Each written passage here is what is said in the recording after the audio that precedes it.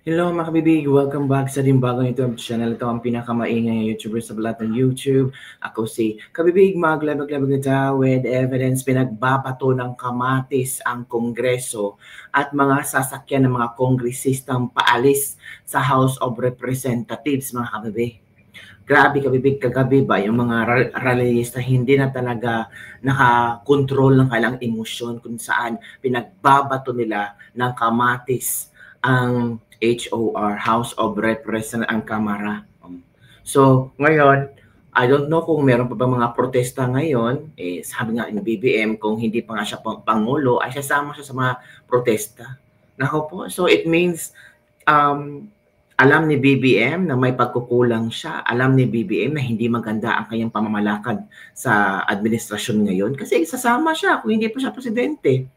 So ano ba to? Weak leader talaga kami, Big, no? Weak leader talaga. Imagine, presidente ka, tapos yan ang statement mo. Okay na namang suportahan mo ang mga nagrally, ramdam mo ang kanilang galit at pagkapuot sa mga anomalyang flood control projects at pwede kang magsabi na tutulungan ko kayo at ako ang may kasalanan. Aaminin niya, ako ang may kasalanan nito kasi ako yung pumirma sa budget deliberation sa GAA, sa BICAM at kung ano-ano pa.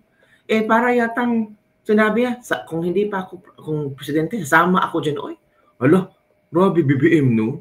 Yan ba ang the way how you will insult the people? Ako hindi ako happy sa sinabi niya. Oo. Insulto yun sa mga nagarali. Diba? Presidente ka, tapos ganunin mo mga nagarali nga. Kung hindi pa ako presidente, sasama ako sa inyo. Ano to? Ininsulto nyo kami? Di ba, kabibig? So, heto kabibig ang nangyari kagabi sa House of Congress at yung sabi nga ni Kiko Barzaga, may mga ilang kongresista na nagsilayas na, pumunta na sa ibang bansa kasi takot sunugin. So, ito kabibig ang mga kuha kagabi ng mga nagrally, talagang hindi na nagustuhan ang ginawa ng Kongreso. Pero sabi nga nila, 90% pa din daw ang suporta ng mga Martin Romualdez. Yan. Yung mga kasasakyan dyan ay mga kumisita na si Alisan. Ang bilis ng takbo ng kanyang sasakyan.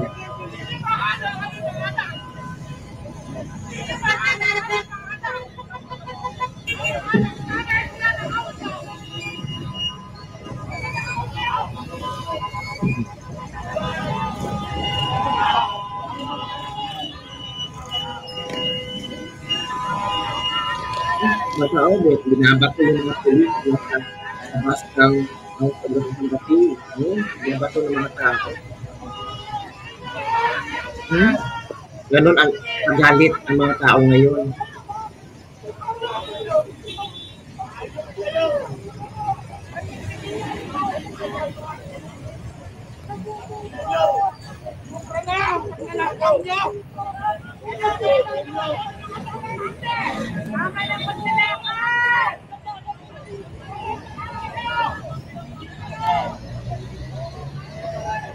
Yan kami nakita niyo yan kagabi. Kagabi yan dito. Kung saan mabilis ang pagtakbo ng pinasasakyan ng mga kongresista. Yun po, kagabi.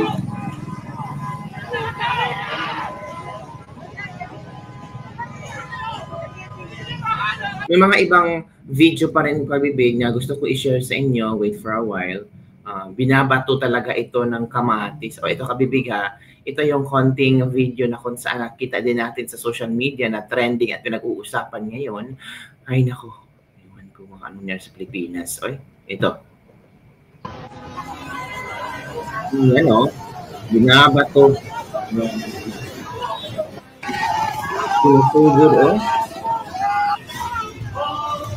Sumugod sila.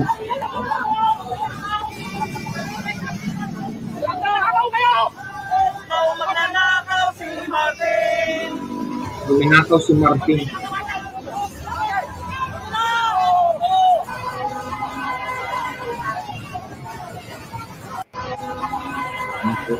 Takot naman yan sa bibig.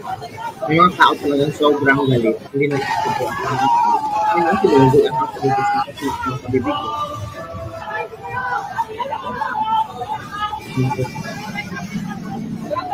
May mga video pang kumakalat ngayon tungkol sa mga pangyayari.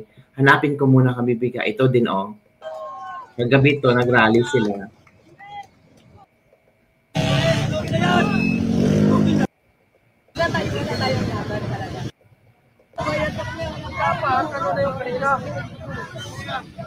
May party ko na mga tao nag-rally.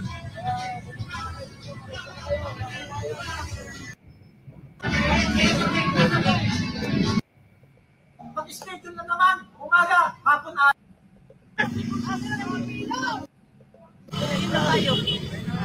Plane na tayo. Patay tayo. May lumakas na bisista.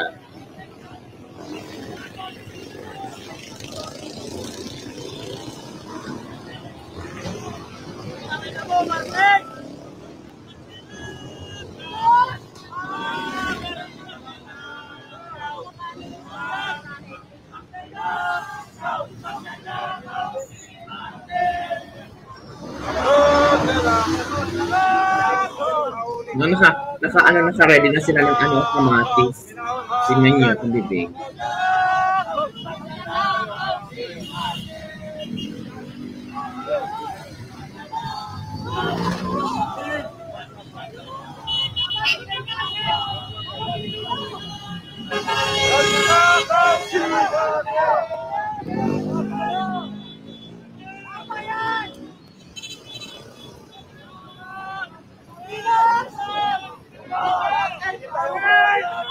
mga Pilipino! Ang gulo ng Pilipinas.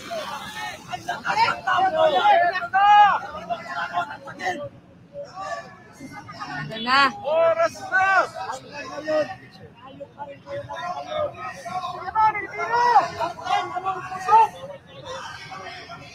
Bawat tayo magkanyan pero pag nanakaw nila, pwede.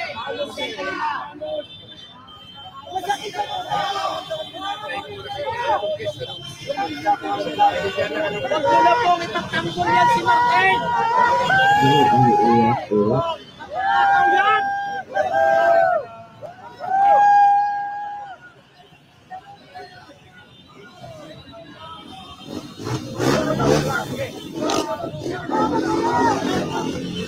Grabe.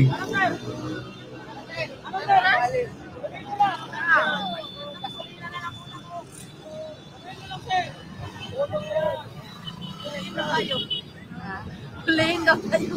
Patay tayo. Babae niyo buhaya dyan! Papababain! Papabain!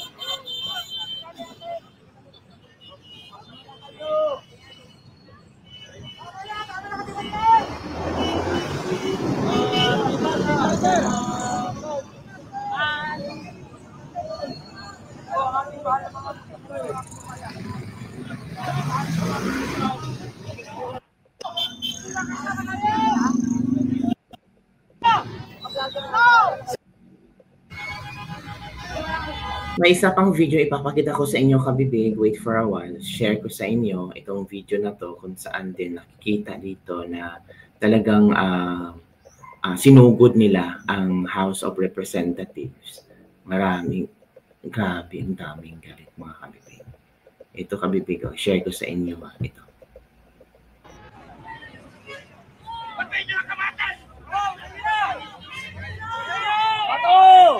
Bato mga kapatid!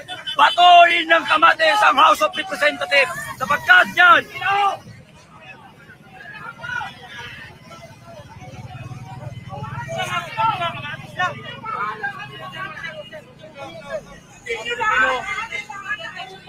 Mga Pilipino, andito po tayo sa kasagyan ng mga sasakyan.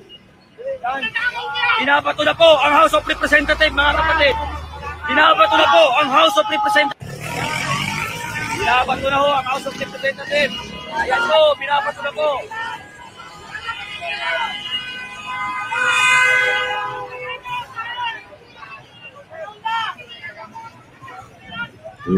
Mag-isa para sa bayan. Binabato. So yun kabibig, nakikita natin na binabato talaga ang House of Representative ng mga pumunta doon, nagrarally. Pero suportado naman ito ni Bongbong Marcos itong rally na ginagawa ng mga netizen ngayon. Kasi kung hindi pa daw siya presidente, sasali siya sa sa tawag dito, sa mga rally-rally. Ay, well, ito kabibig, ito yung shinare ni Bongbong Marcos sa atin. Ito, wait for a while. Ito. Diretsahang umapila si Pangulong Ferdinand Marcos Jr. sa publiko kaugnay ng lumalakas na protesta laban sa korupsyon at mariing inamin na kung hindi siya ang nakaupong Pangulo, malamang ay kasama rin siya ngayon sa mga nagreklamo sa lansangan. Kasabay nito, ipinangalanan na niya ang chairperson ng bagong Independent Commission on Infrastructure na tututok sa investigasyon ng mga anomalya, lalo na sa kontrobersyal na flood control projects. Si Creselyn Catarong magbabalita. Ipinahayag ni Pangulong Ferdinand Marcos Jr. ang kanyang pagkadismaya sa mga ulat ng korupsyon sa mga proyektong infrastruktura at sinabing nauunawaan niya ang galit ng publiko.